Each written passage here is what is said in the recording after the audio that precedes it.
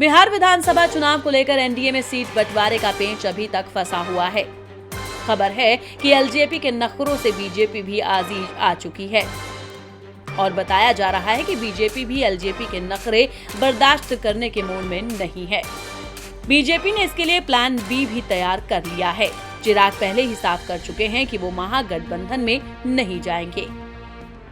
ऐसे में सवाल उठता है कि एनडीए और महागठबंधन से इतर चिराग के पास क्या विकल्प बचते हैं। विकल्प नंबर 1, बीजेपी एलजेपी को 30 से 32 सीटें देने को तैयार है, लेकिन चिराग पासवान 42 से कम पर तैयार नहीं नजर आ रहे। एलजेपी को जल्द अपना स्टैंड क्लियर करना होगा। खबर है कि एलजेपी के ऐसा नहीं करने पर बीजेपी जेडीयू अपने अपने हिस्से की सीटों का ऐलान कर देगी। विकल्प नंबर 2, चिराग वो उन सीटों पर प्रत्याशी न उतारे जहां बीजेपी के उम्मीदवार होंगे। ऐसे में एलजेपी के ज्यादा सीटों पर चुनाव लड़ने का सपना भी पूरा हो जाएगा और केंद्र में बीजेपी के साथ उसका गठबंधन भी बना रहेगा।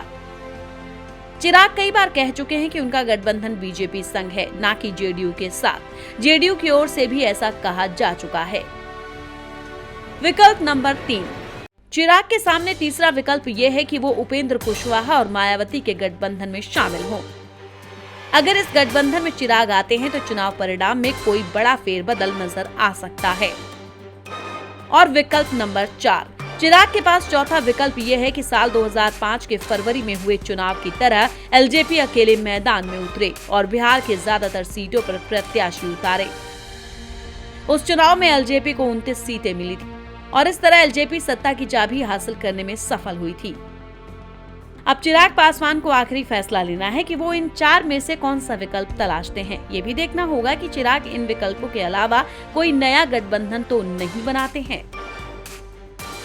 Bureau report.